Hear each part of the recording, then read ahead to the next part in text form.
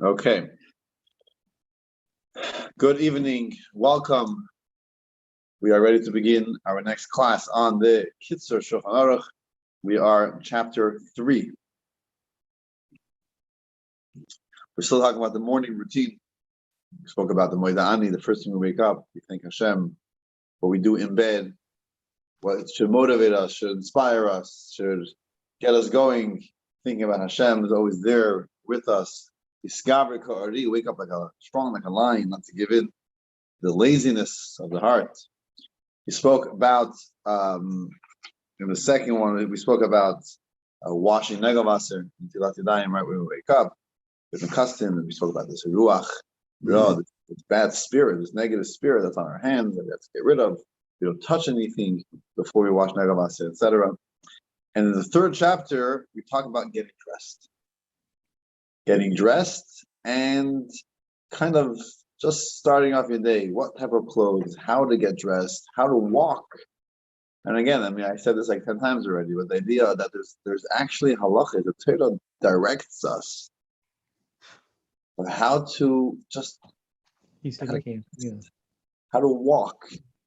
Should you walk with the posture, straight postures, or there should be a little hunch, you look up, you look down. Everything is directed, and you will see in the chapter 4 it talks about how to use the restroom. Also, chapter in Shulchan Aruch. There's once a Jew that became who converted out of Judaism, and his rabbi once met him. He started mocking his rabbi. He says, "What is this? Even the smallest, stupidest thing that you do in the morning, the Torah tells us to do this and don't do that. Who cares? Give us some freedom, give us some space." And I think they had an argument in front of a king or whatever it was, the duke. He overheard this. He says, "Wow, it's beautiful. Even small little thing like this, private things that do." No, Hashem is watching us, and everything that we do, from the smallest things, even how to get dressed, even that is. We have directives from above.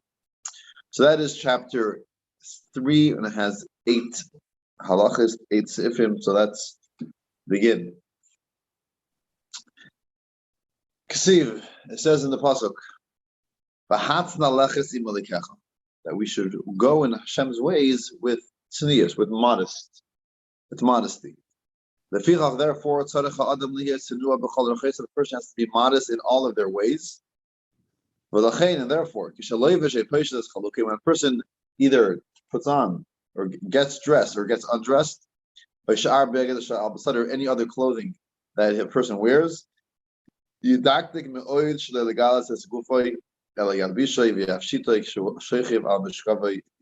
a person should be careful not to uncover any part of the body which is usually covered, but you should do it in a way he's laying down or in a way that you're covered over.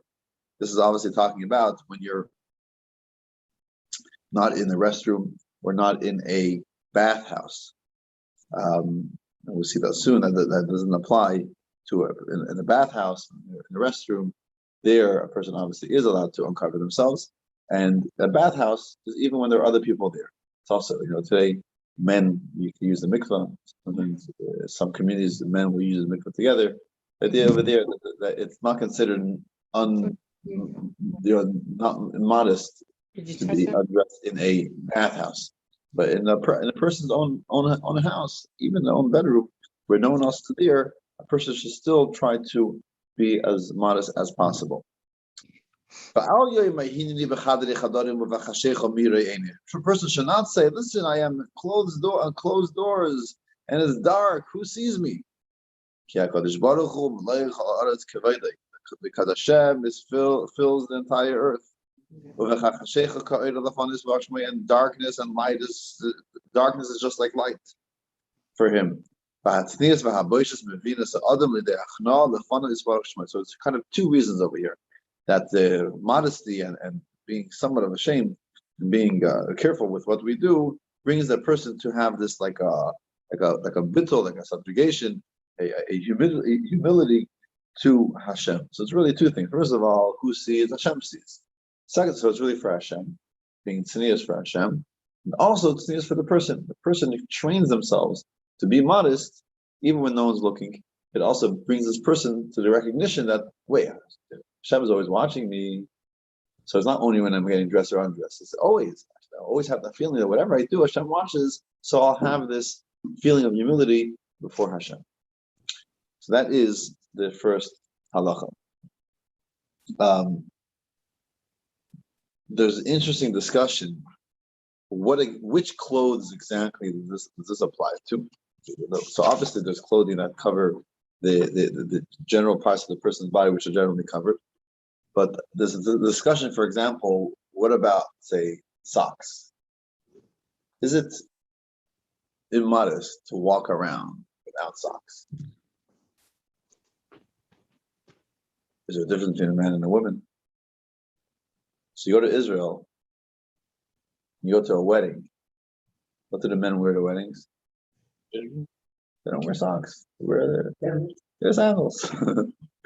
They go barefoot. It's almost like there's no one wears socks over there. You wear socks, it's a cold day or whatever. You're wearing a sock thing. Who wears socks, right? It's like the norm that people thought they wear socks. So I think in the Shulchan Aruch it talks about certain clothing, like socks, for example. It really depends on the custom of the place. If it's a normal that people don't wear socks, then you get away without wearing socks. But if it's a norm that people do wear socks, a certain country or clothing, this is what everyone does. And then not wearing socks, for example, would it be something which is considered immodest? Kind of goes, so it goes kind of based on custom of the place. Obviously, there are certain parts of the body which is, no matter what other people do, we'll see that soon in the next halacha, it's always considered immodest. And that is from the elbow up, from the collarbone down, and from the knees up. So even if you go to a place where people are walking whatever in tank tops, but that's not considered tznius. It's not considered modest.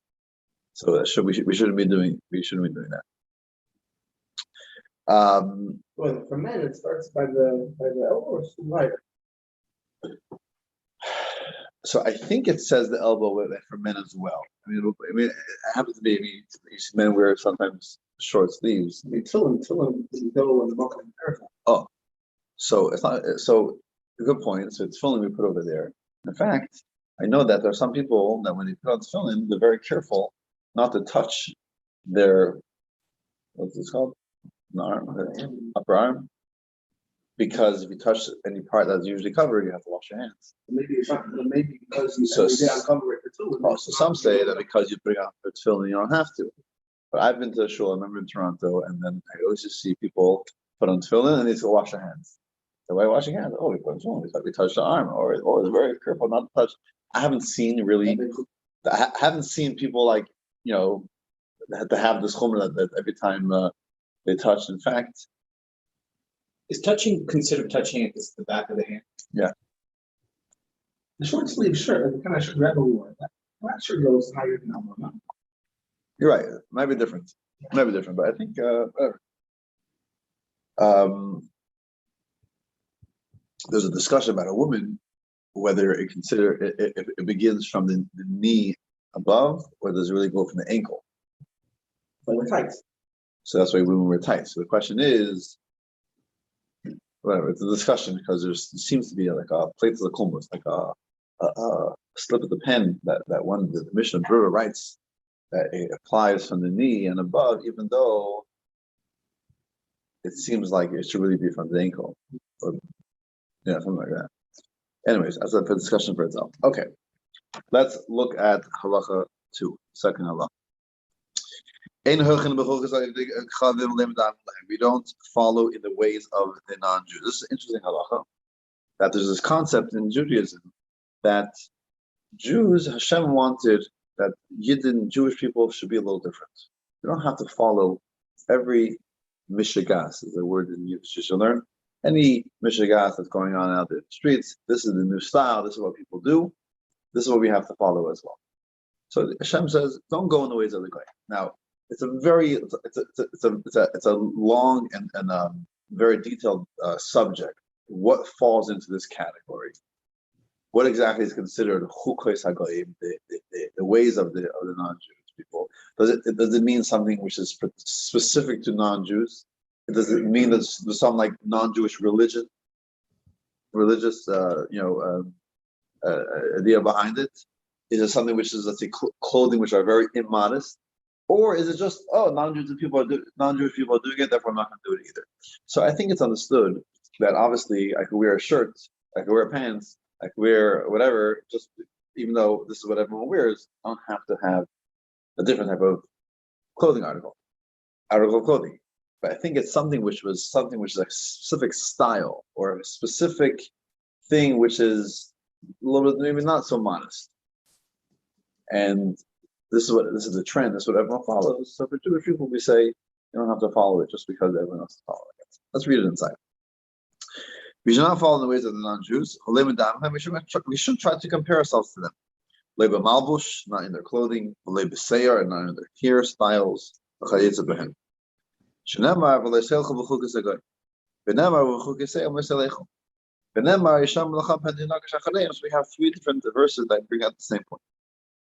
Lo yilbash malbush am yuchad lahem l'shum geyus v'hu malbush sarim. You should not wear a article of clothing which is designated to this type of certain style the non-Jewish people wear. The shum geus. How do you translate geus? Haughtiness. To feel, look at me. Look at this. The newest style that I'm wearing.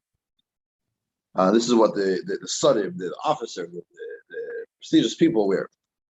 Well, the dogma hadam in the Gemara, like it says in the Gemara, the also the Yisrael yidam shlehem afilu b'desuis haminol. Even in the shoelaces, if there's a specific type of shoelace that everyone starts wearing, is some type of fashion, you don't have to wear that fashion.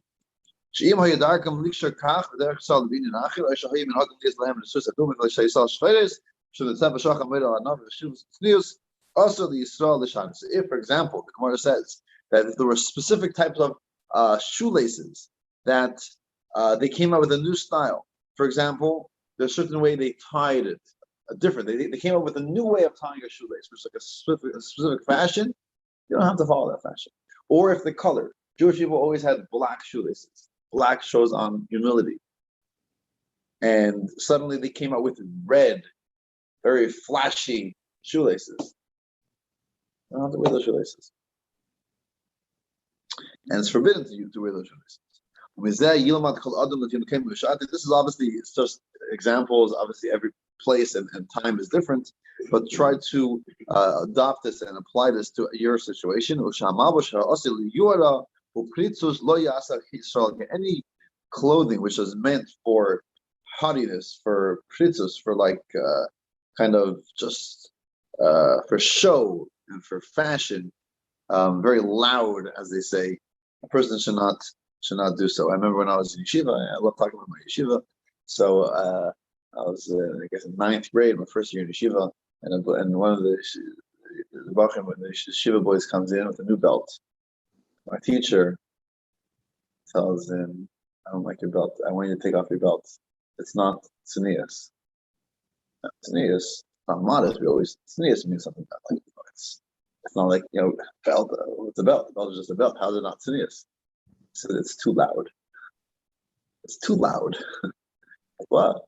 No, it's too loud. It was obviously like a very fancy big buckle with a color. It was like a very it was like a fashion statement. This guy came in, but it's a belt, right? What's wrong with the belt, right? It's holding up his pants.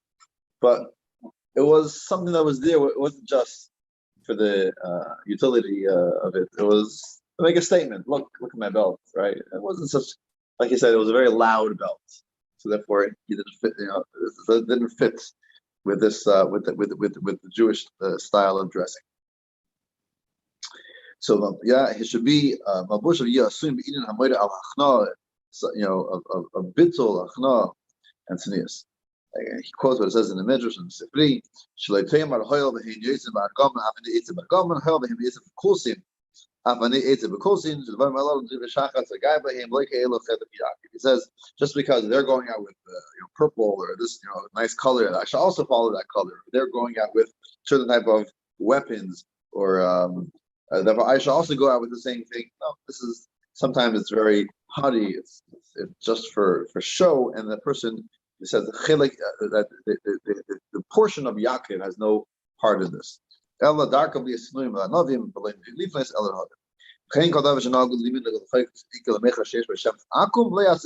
second condition, like I mentioned earlier, anything that has somewhat of a taste of a religious, of other religions, pagan or something, that even though now maybe not necessarily people doing it for that reason, but that like it has some source in something which is not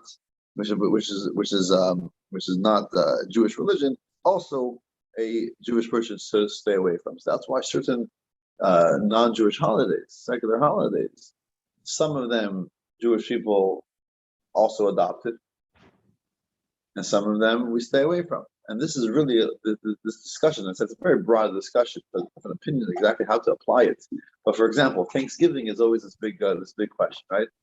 So Jews in Europe or in whatever where people came from, Thanksgiving, it's an American holiday, right?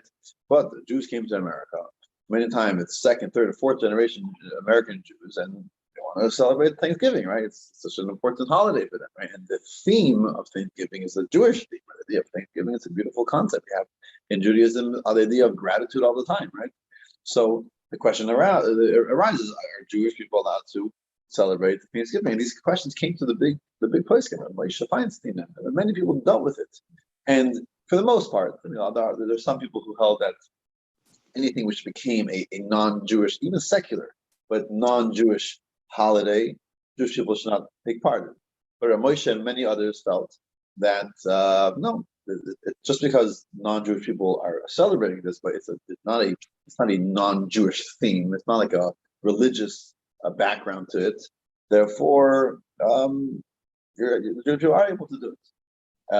Many Jewish families, even religious from families, they celebrate Thanksgiving. Question is, according to Moshe, he talks about if you're doing it as a religious thing, like You have to have turkey. it became so religious that like you have to have turkey. Why do you have to have turkey? Just because this is the way we celebrate.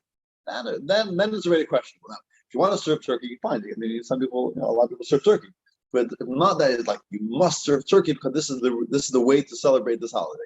Then it's already questionable. But the general approach, Moshe felt, and many others felt it was okay. And some people said no, it's a non-Jewish holiday. We don't do it. So this is really where this discussion comes in.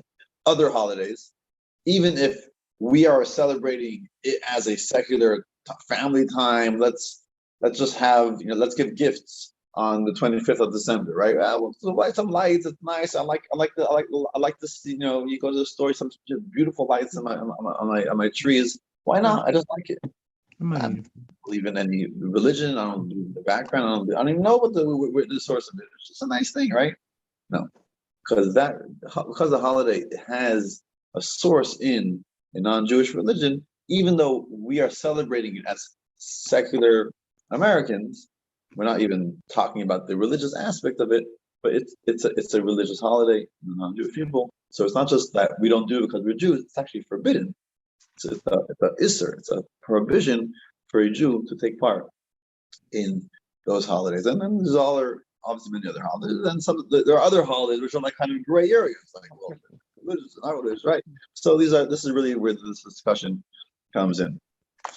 Yes, Abraham, you have a comment or question? Well,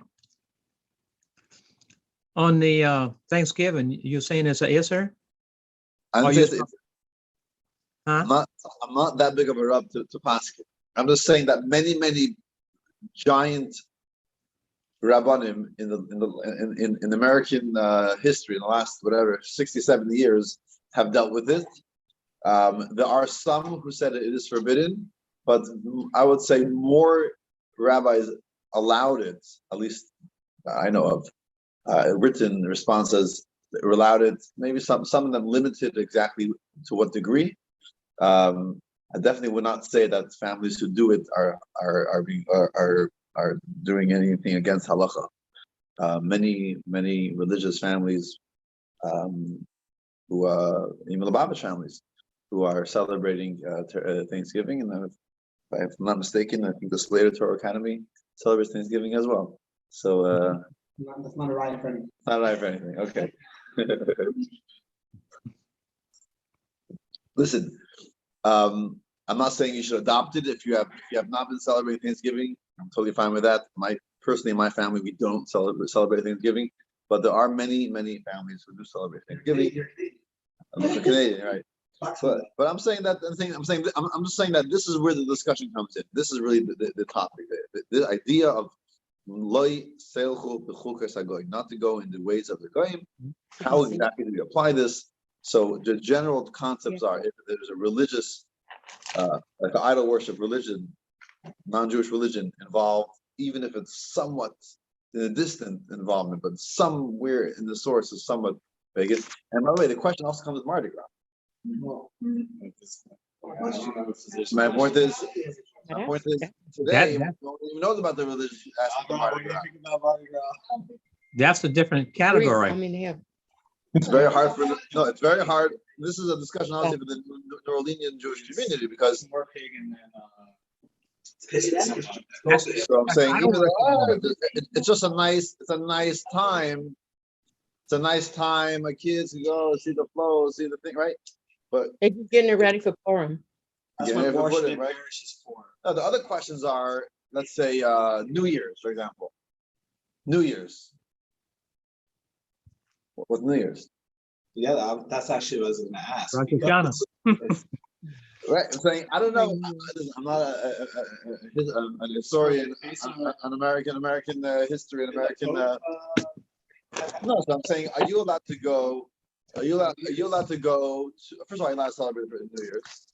Are you allowed to celebrate New Year's? Are you allowed to go? Let's say there's a show, there's a parade, there's a fireworks show, right? Are you allowed to participate in it? On New Year's, I think I understand that New Year's is a secular. I'm saying it's just the New Year, right? I'm saying even if you say that the calendar is based on something, I haven't heard people, even though maybe we don't make a big deal of New Year's because we have our own New Year's and we have our own calendar, but I'm not sure if halachically it would be a problem to watch fireworks on New Year's. Now, for education for our children, we do want to emphasize that we follow the Jewish calendar, we have our own calendar, we don't follow. So that's already an educational thing, but halachically, I don't know if it's a problem. Anyways, yeah, but we could go through every holiday, but saying this is the concept. This is definitely the concept. And also with clothing and stuff, it's a specific style that's very flashy. It's a not Jewish style, and this is what's it's a new fashion that's coming out. So we don't have to take that fashion. I think the Rebbe, the Rebbe had reading glasses. In the later years, sometimes he wore them in public. When he's davening, he had the reading glasses on. For those people who had like a private audience with the Rebbe, somebody had glasses while he was reading people's notes. So what I heard once that the Rebbe asked someone, because he had to get a new pair of glasses. So the Rebbe was choosing glasses, he doesn't care, whichever pair. He just says, just get me the last style. Like, don't get me like the newest style that like everyone's wearing now. Whatever, any pair of glasses are fine as long as it's an older style. Like, he didn't want to have the newest style glasses.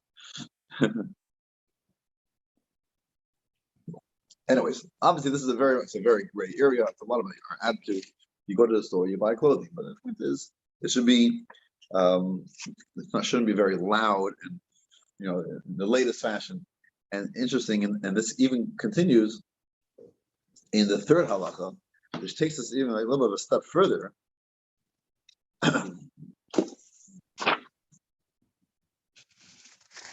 Halacha 3, lo yilbash begodim yikadim. Also, should not wear very expensive clothing. That maybe it's a guy. Maybe no one knows, but the person knows that I didn't spend. Instead of spending, $35 on a shirt, I spent $200 on a shirt or $500. Some designer and this and that, right? I had the little tag, and it's worth 10 times the amount, right? Or on a pair of shoes, I could spend $100 on a pair of shoes. I could spend $500 on a pair of shoes, right? Not because it's more comfortable, not because it's like, for my foot, I need a specific type of shoe, just because I like this, just the statement it makes. That statement that it makes brings a person to gaiva. to haughtiness, to arrogance, which is not a Jewish character trait, obviously, so therefore a person should not do it. See over here, bring down that the Arizal himself, the father of the modern day Kabbalah, he himself also wouldn't buy any expensive clothing, he wouldn't buy that many money, I'm saying. But for his wife, he would make sure she has all the expensive clothing. Because as a husband, he wants to make sure that she is happy and she has all the clothing that she needs. But that's a little different. But the point is, you don't have to get, what are the company names of the expensive companies? Some people just do it just for the statement, just for that people should know you have an expensive bag, you have expensive clothing, just for that. And that's not Gap. That's an instance. Gap, right? Okay. Again, it doesn't mean you can't get quality clothes. You could get quality clothes because if you're buying it for the quality of it, but then there's always that jump where it goes good quality to a good name. I'm buying it for the name tag, right? So I don't have to buy the cheapest clothes. I don't have to buy $25 pair of shoes. I can buy $100 pair of shoes because it's better quality and whatever, right? But to go to a $500 pair of shoes just because I want that company, I want that statement, that's a problem. But like we got them, I'm saying that you shouldn't buy very cheap clothing or dirty clothing. You don't want also people to look down on you. Oh, look at the shirt, it's falling apart. It's the cheapest shirt in the market. It's not. It's also not. It's not respectful. So you should buy average clothing, clean clothing. Obviously here clean clothing. Obviously we always wear clean clothing, but like back in the day, it wasn't so easy to have clean clothing. Right? People used to wear cleaning clothing was a big ordeal. You had to go to the lake or to the river and clean. And people didn't clean clothes all the time. So on Shabbos, you should clean your clothes, right? You should have clean clothes for Shabbos. So the idea is it was a common thing for people to have dirty clothing. Okay, I'll clean it next week.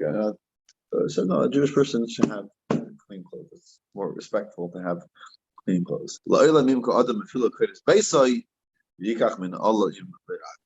It says that the importance of having clothing, especially for having shoes, not to go barefoot, is that person should even have to sell the beams of his house, meaning sell even some basic things in order to be able to have clothing, especially have shoes.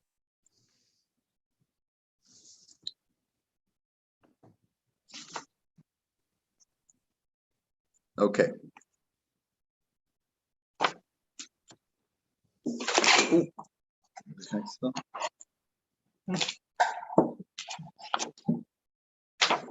Let's move on to the next halacha. Halacha 4. This talks about interesting halacha of right over left. Right over left. Since we know that the right hand is always, or the right is always more chashuv, more important, more special. In the Torah, for example, leading avodah, when it comes to doing the avodah in the Beis Hamikdash, whether we always take the right turn first, the kohen always take the right, or always using the right hand for it. Well, even in boyin yad, boyin regel, where they used to take when they would anoint the kohen, they used to always pour it on his right hand, right thumb, and his right toe, toe on the right foot. We find in many different mitzvahs in the Torah clearly talks about using the right. Therefore, also when it comes to getting dressed, and not just getting dressed, also when we're washing ourselves, bathing ourselves, even smearing ointments on ourselves. We should always first use our right, do it with our right hand. We should dress our right hand, our right foot, wash our right hand, the right foot before we do our left. And what did Akiva say last time, that a lefty would do left hand first, right? No, not with these things. Not with these things? I think when it comes to doing a mitzvah, your right hand, which is his left hand. The person makes kiddush, the left hand is his left hand. I think in some places that it shows the cheshivah, the specialness of right versus left. I think that's universal for everyone. The right side is more chashuv for everyone. There's a distinction here between doing a mitzvah with your right hand, which is your stronger hand, which is your left hand, as opposed to the right side, which is universal for everybody.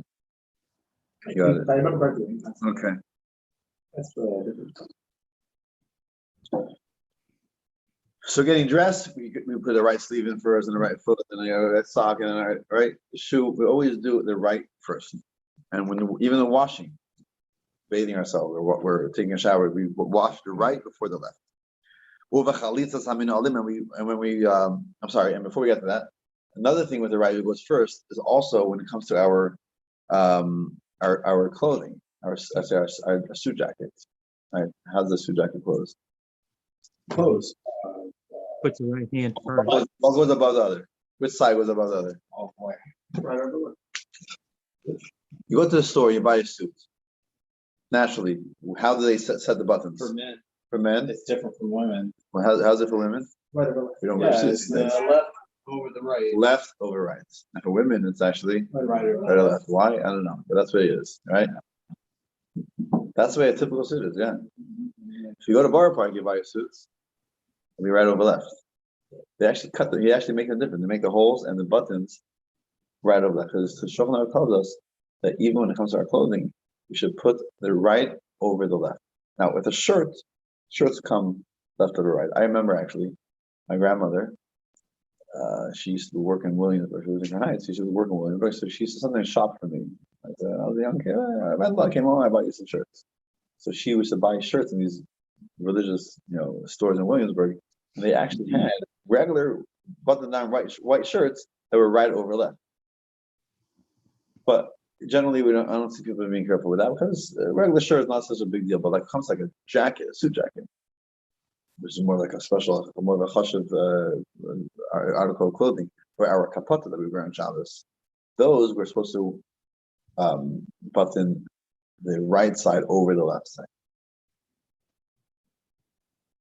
So it gets a little tricky when you buy a suit today. You're supposed to do it, right? It's already done otherwise, right? So the Rebbe once saw someone in Yechidus, and he had his left side over his right side. The Rebbe said, switch it, put it right over the left. He said, and the buttons don't fit. So he says, he never told him, tell your mother to sew a button on the inside of the right side of the right of the jacket. So then when you close the jacket, instead of buttoning it with the button on the outside, you just button it with the button on the inside. So it'll look like it's being, you know what I'm saying? Mm-hmm. But I can show you a different time. But basically, you could just put a button on the inside. Anyways, this is what Alter Rebbe says, that it says to you, but doesn't say you have to. So you have to. It's better if you're able to figure out how to have your suits in a way where the right goes over the left. He said that in the Halacha. Alter Rebbe adds that in the Halacha, the right Yeah. over the left. I'm saying it's from Alter Rebbe. I don't know where it says it. Because in this Halacha, it doesn't make it doesn't. No, the Kitzur does not mention it. But This this, is putting on the right first. So I have a note. The Mishnah Brewer requires that the left side be given precedence only with regard to tying shoes. we didn't get to tying it. Oh, okay. Did not get to tying it. I think over here somewhere they tell you all the sources for what it says in Shulchan Aruch here. Here, we're talking about Halacha 4:2. Yeah. Right at the beginning. Oh, so now when it comes to removing the taking off our shoes, when it comes to removing, getting undressed, taking a shirt off, there we remove the left hand or left foot first, because that is more respectful for the right, because the right foot is on for longer, right? So I put on my right shoe first, and then my left shoe. When it comes to take off my shoe, I take off my left shoe first. Put on my right shoe is on for longer. Same thing. So when we're taking things off, we take the left off first. So putting things on, we put the right on first. However, the exception to the rule is tying. If for whatever reason, when it comes to tying, we consider the left more special, more chashuv. A small chashuv yesem in the confession love is from. Why? Because we find that tefillin, the Torah says, you should put it on yad keha, on the weaker hand, and we should put it on the left hand. Because when it comes to tying, we see that the Torah tells us some reason that tying goes on the left hand. So when it comes to tying in general, we tie with our left hand, with the left first. So therefore, if you have to tie, for example, your shoes, you tie your left shoe before you tie your right shoe. So when it comes to putting on your shoe, you put your right shoe on first, and you put your left shoe on second. When it comes to tying, you tie the left before the right. Mhm. If you're left-handed, is it safe to? So here it says here that when it comes to tying, you tie the right first. Because then we put some tefillin on his right hand. So tying does go. Let's do the first one. The tefillin in the right hand. You're left-handed. Right. It's Oh. the mitzvah. His weaker arm. I'm saying what it says here. Here it says, "Iter yad koishet tchilas smoilei, shehu yamin kol adam." This is from the Mishnah Berurah. But it says a left-handed person Ties his right, which is his left, which is the yamin kol adam. He ties his right hand first. His right shoe. right shoe first. Whatever. That's such a yesem in a klal that Right. also is the yesem in the call of this klal. Right. It's from the Mishnah Berurah. I mean, I don't know what the other shit is. Yeah, so tying, for some reason, we go with the left first. There's a few interesting stories in this regard about tying the left foot. It's such a little, small little detail. Like I said, even getting dressed, no, put the right foot first, left foot. When tying, tie left first, then you're right. Recently, my brother met someone who's not religious. He went to the Toronto Cheder when he was a little kid. My father, for many years, taught second grade in Toronto day school, in the Toronto Cheder. And he met my brother, and he was probably in second grade, maybe 35 years ago, 40 years ago. Yeah, I think he's like in his low 40s, maybe high 30s. And I said, "Oh, your father." I would say, I don't remember a lot from his class, but one thing I remember he told us that you put on your right shoe first, but you tie the left shoe. It says, till today, I'll put on tefillin, I'm going to keep Shabbos, I'm going to keep kosher, but I always put on my right shoe first and I tie my left shoe. It's such a detail that it's so simple, why not, right? No effort involved. And so it just became the routine. I said, every morning I'm always thinking about your father. He said, I'm always thinking about your father. Every morning when I get dressed, I'm always thinking about this thing. There are other stories as well. Someone who was getting married to a guy was getting married to a non-Jewish girl, and his family trying to put so much pressure. You can't do this. It's terrible. Great sin. You can't admitting it, and nothing spoke to him. He said, "No, I'm in love with her. This is what we're doing." And he went to different rabbis. No one was able to get us out of his head. And if he was going along, they scheduled the wedding.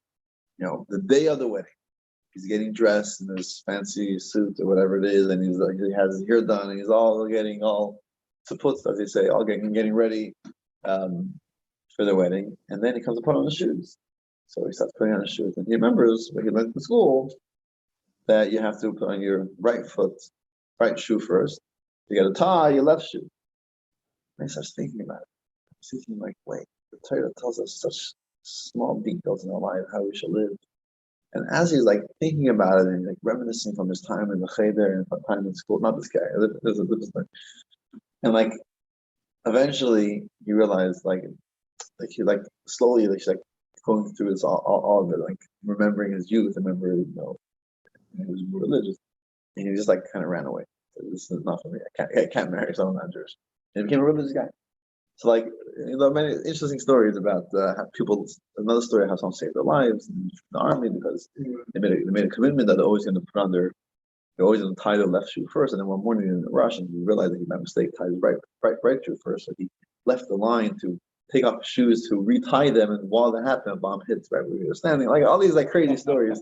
It's just like a funny halacha that like has some reason. There's a lot of interesting stories with this halacha. Anyways, so that is in regards to tying. The fifth halacha hey. This is like a very like mysterious type of halacha. It's like it doesn't give any reasons behind it. It says a person should be careful from putting on two articles of clothing together, which means you shouldn't put. Let's say you have, if you're wearing layers, right? So I can put on my shirt and my jacket at the same time. Now, my sleeve's already in it. I'll just kind of put my hand into my sleeve of my shirt and the sleeve of my jacket at the same time. Right? It saves time, right? You take it off, unbutton, take both off together, and put both of them together, right? So it says here you should not do that. Don't put on two clothing at the same time, simultaneously. Why? Kasha l'shicha. It could cause a person to forget their learning. Study Torah, they might forget because of doing this. What's the connection? I don't know. This is what it says. Similarly, it doesn't mention it here in the Kitzur, but the same thing applies also not to wear clothing inside out. So, not to wear an inside out shirt, not to wear inside out sock, not to wear inside out. Just not wear something inside out. Again, why? I don't know. But sometimes some connected to this as well. Kasha the shikha, it could cause a person to forget. Now, getting undressed, there's a machlokes, different opinions whether it applies to that as well. Can you get undressed, take two articles of clothing at the same time or not? Some say it's allowed, some say it's not allowed. So, but what it says clearly over here is about getting dressed, not to get dressed, two clothing, not to dress two clothing at the same time. Okay. Halacha 6. Here we talk about the yarmulke, wearing a yarmulke, wearing something over our head. It is forbidden to walk 4 amos, which is how long? How much? Roughly 6 feet. 6 feet. 6 feet. Or to utter any davar shebekdusha, anything of holiness, with an uncovered head. So, if I'm not walking, I'm sitting in one place, I'm not davening, I'm not learning Torah, do I have to wear a yarmulke? According to this, no. Right? All it says is you can't walk, and I can't say any davar shebekdusha, any words of kedusha, of holiness. However, the Alter Rebbe adds over here that today, once it became established that Jewish men wear a head covering, it could be a yarmulke, it could be a hat, it could be anything. Your head is covered, and non-Jewish people obviously don't wear. I mean, it was a special, distinct way of dressing for Jewish people. So now already, not to wear a yarmulke will fall into the chukos hagoy. We learned earlier, right? Also, everybody, right? Not in the Kitzur. There's no going to say that it also comes. No, look what it says here. And sneeze also, yeah. So truth is he doesn't mention chukos hagoy. He mentions sneeze, right? Now that it became the normal that we cover our head, so now it's considered one of the parts of our body which are always covered. So uncovering it is not sneeze, immodest. So now it's like prohibited even not to walk, just to be with an uncovered head. And so that's what the Alter Rebbe says, like I keep that. And I also saw some people also connected to the idea of now it became a Jewish way of dressing, so now it's also considered chukos hagoy not to wear. So that's what originally the idea was. Let's finish this. We talks about the original thing. There's also, we try to educate the children also that they should cover their head. Because the idea is that it's supposed to add in Yiras Shamayim, to remember the fear of heaven, always something above us. Like we find in the Gemara that Nachman bar Yitzchak, that the mother of Nachman bar Yitzchak, the stargazers told her that your son is going to be a ganev, a thief. So what did the mother do? Here's this from the Stargazer. She panics. What does she do? So she never let him go without a cover on his head. Put on a hat, put on something. His head was always covered. She would tell him, cover your head. So there should always be the fear of heaven upon you. And obviously, Nachum Beis turned to be one of the great rabbis, sages of the Gemara. He obviously did not become a thief. So we see from here that just covering your head added to his fear of heaven, and it had an influence on him. So therefore, also we don't walk with a uncovered head. That's the original. That's the original idea why we wear a yarmulke. The truth is that historically we don't know. Before this story in the Gemara, I think this is the first reference in Jewish literature to the idea of a yarmulke. The Rebbe once says that perhaps you could still find a source in the Torah. Before the Torah for a yarmulke, it says, "Vayelech Avram." Avram walked. Imagine Avram walked. He walked by yarmulke. That's obviously. But the point is that we don't see an earlier reference to yarmulke. The kohanim wear hats. So there were a lot of things in the. They also wore belts, right? They also were saying. We don't know if that was specifically for the avodah in the Beis Hamikdash or because the idea of Yerushalayim. The first time you find the idea of just to cover your head.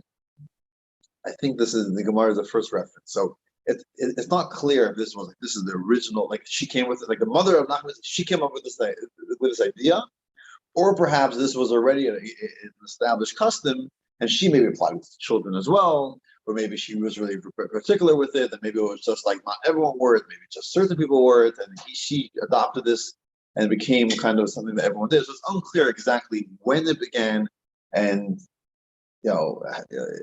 how long before. This story I'm assuming happened after the destruction of the temple. It's already like maybe 800 to 900 years ago, maybe even less, 1,500 years ago. Like when did this minhag begin that Jewish people were yarmulke? Because it's unclear. In the Gemara in Kedusha, it talks about that a melech would not go without Okay. as that covered, like a special Torah, maybe not necessarily. So is that it's interesting? Is that the same idea? So there's without cover. There's without cover. Again, it doesn't say when it began. It doesn't say. It's also the Gemara, right? We don't know that. It could be a very different content also. Right. It could be like it's a part of the dress of the Talmud Chacham that goes not appropriate to be beheaded, but not necessarily not the same. Reason that she's doing. What was speaking on the importance of children, but maybe the point is that children didn't wear head covering. Clearly not. She wouldn't wear it. But that as the baby came. So I'm saying even what it says in other Gemara that the sages, that people that were studying Torah, they always had a head covering because it's more respectful. But it doesn't say when did that begin. Like this is something that's not mentioned in the Mishnah, mentioned in the Gemara. So was that like a newly adopted custom, or that was just the first time it was written down? But this is going on for hundreds of years, maybe even thousands of years. People, they always work. And the truth is that I think there was a certain time that everyone wore hats. Like that was the normal way of dressing. So it's hard to know when it began, like a specific emphasis on always covering your head. So one of the reasons why women today, there's no minhag or mitzvah for women to cover to wear a yarmulke. Yeah. One explanation is because originally women always covered their hair. First of all, married women for sure covered their hair, and even non-Jews. That was just the way of right. And even non-married women, where they didn't have to, no obligation, but when they went outside, that's what they did. They had some type of whatever, something covering their head. So women always covered their head. It was the men that were going with uncovered heads. So they started wearing out. So because it was something that was like a minhag for the men that adopted this custom, so therefore they kind of stick with us, even though women today, especially not married women, don't have to cover their hair, but they don't wear yarmulke for that reason. And also, once it became like a distinct, like a men's dress, you have the prohibition of women not wearing men's dress. That's why even if they want to, they're actually not supposed to. Unless it's made for women. Okay, could be. Like a lady in my shoulder wears How many ladies wear? I think now it's not that. If it's a married woman, it might be better for them to wear because at least they're covering part of the hair. So at least that, Why should I But- say children about talents? if the women could wear towels, they have a colored or something. Yeah, it's a whole long thing. The woman can wear a talent. In the end of the day, it says the woman is genuinely motivated by religious feelings, then she could wear a tallis in private, not to make a statement with the. But if she does privately wear one, she can. But it has to be sets at tallis, which is not like all the men's tallis, because Yeah. that's the issue. It has to be like a woman's Women's towels. tallis. Yeah, So, yeah. it's like,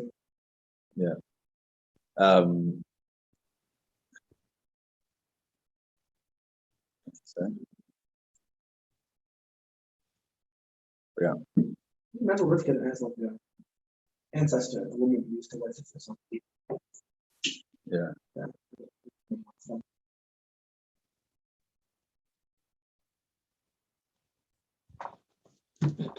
Okay.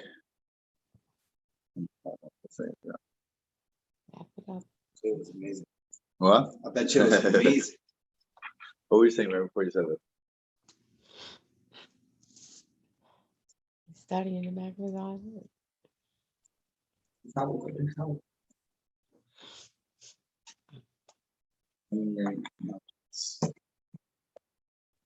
So Okay. it's constant as menswear. What comes next? Or either will or what? So is there a problem with this Sagoi with wearing a sports logo on a yarmulke or something? And Rabbi Shachar in LA, my Rosh Yeshiva, our Rosh Yeshiva, did not allow anything on the yarmulke. Any logo. Nothing, not a Montreal, not a camp, nothing. Nothing on the yarmulke. They're like, yeah, the sports logo Except really. going together with the yarmulke cancels that. That play a little bit besides the other. Right. Yeah.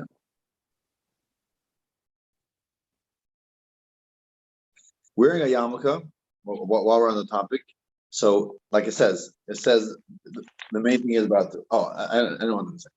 So today, you'll find many Jews who don't wear yarmulkes in the street, and they don't. Again, it doesn't have to be a yarmulke; it could be a cap, right? Many people don't want to not feel comfortable wearing a yarmulke; they wear a cap.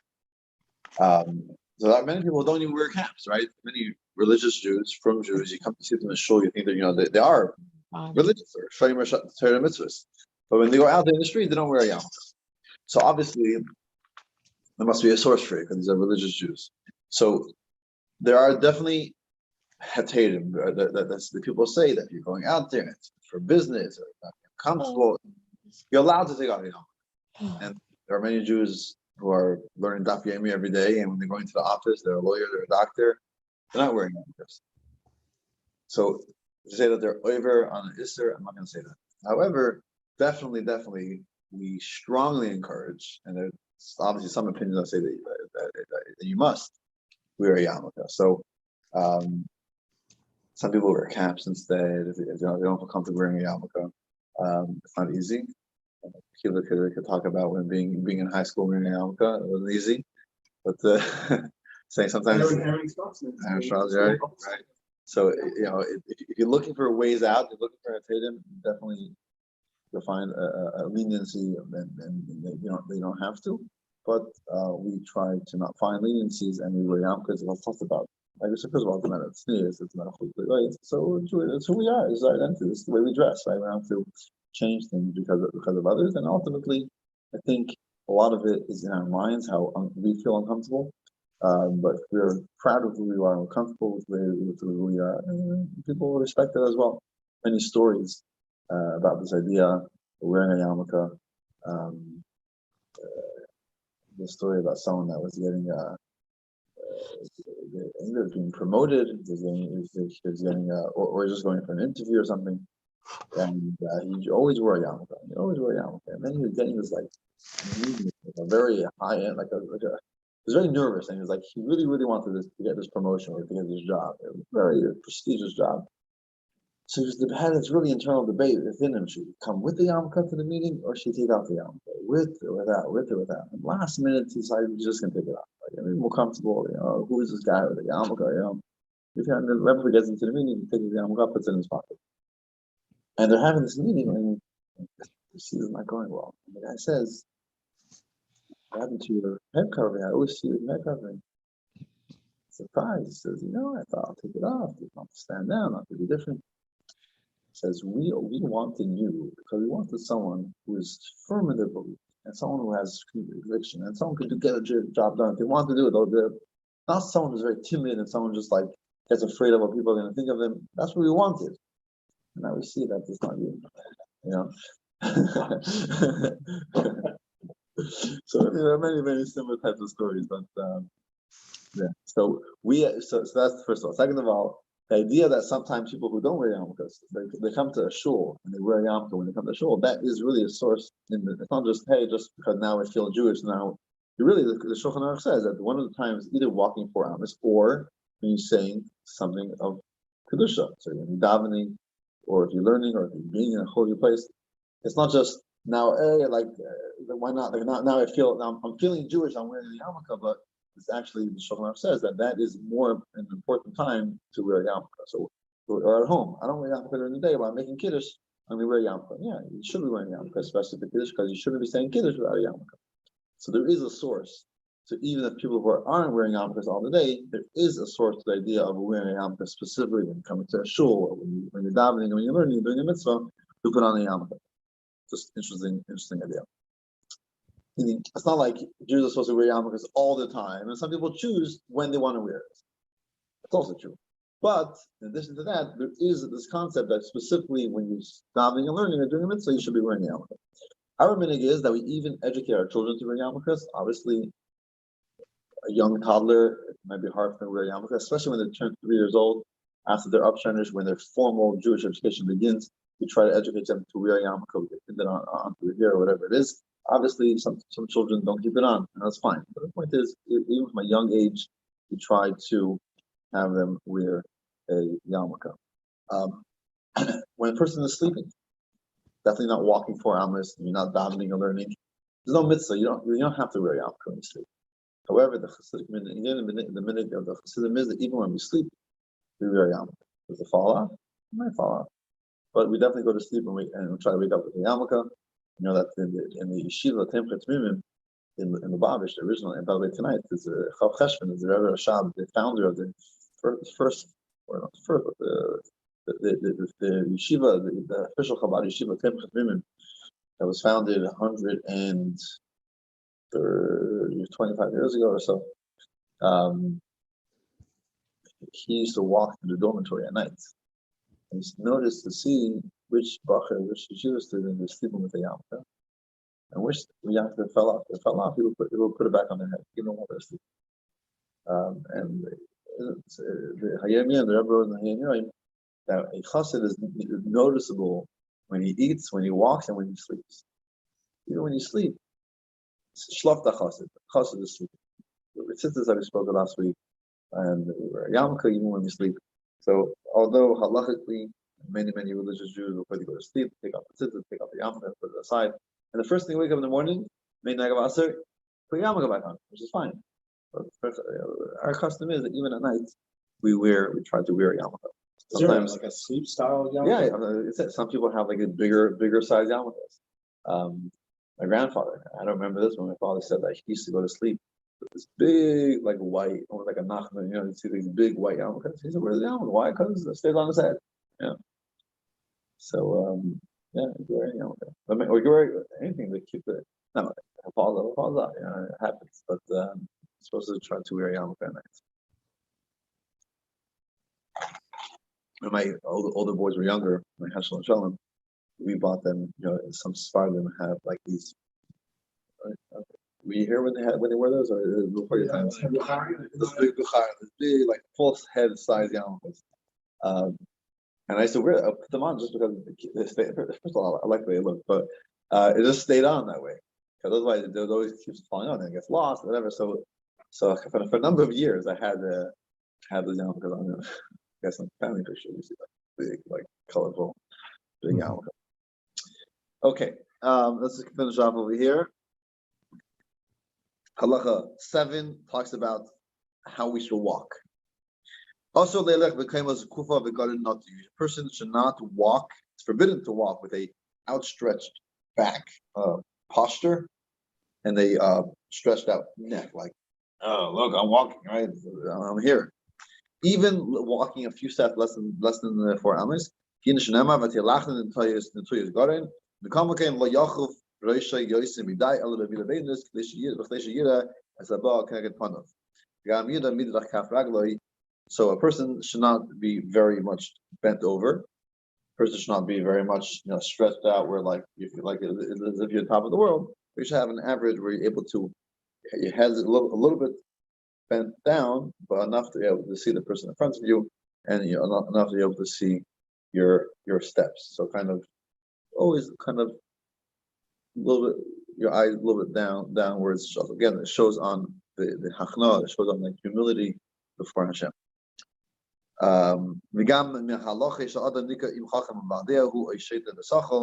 Even from a person, the way a person walks, you can see, are they a wise person or are they a fool? Like King Solomon said in his wisdom, that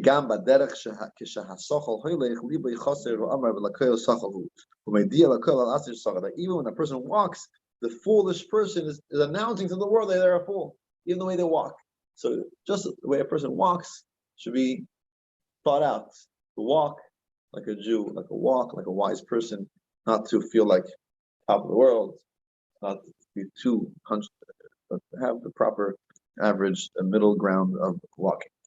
Ches, the 8th halacha, Yish li zar shleilech ish ben shtei anashim, leish ben shnei kolavim, leish shnei chazedim, v'chem bedekos v'chem le'inichoi hanashim tzilach b'neim isha ekela v'chazeh. So this is a concept for tznius or for other reasons that a man should not walk between 2 women. If 2 women are standing, talking to each other, so yapping away at the kiddush, you should try not to walk.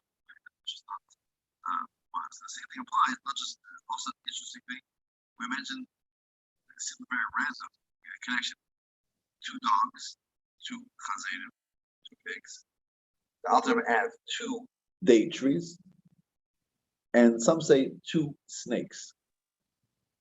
What is unique about these things? I don't know. I'm not sure what the reason is, but it says you should not walk between them. Not all animals. It doesn't say you can't walk between 2 animals. So even if someone has 2 dogs, they're walking their dogs, they shouldn't have the dogs on either side of them. They should have them both on one side. Obviously, when you're in a crowd with a lot of men and women mingled together at a kiddush or at an event, it will be impossible if you're not going to walk between 2 women. So you kind of try, and same thing with men, and same thing with women, men. Same thing with women going through 2 men, same idea. And it's obviously very hard to do, but you try.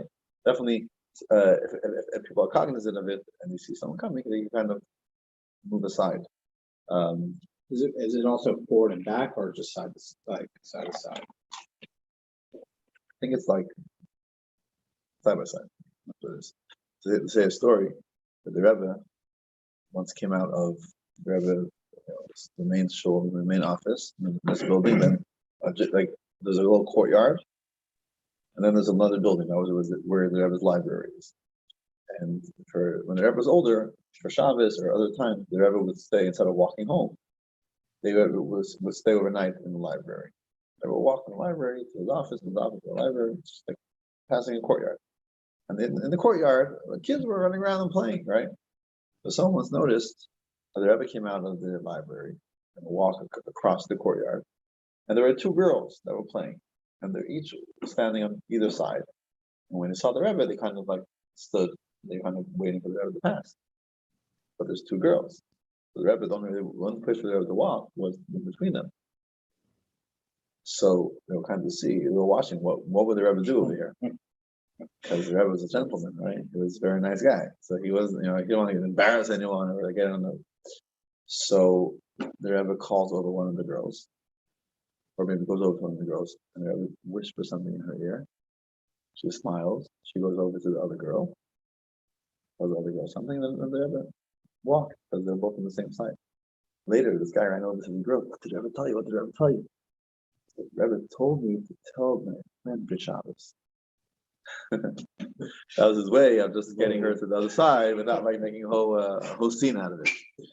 Anyway, so that is what the Halacha 8 tells us. So this is the conclusion of the third chapter of the Kitzur Shulchan Aruch.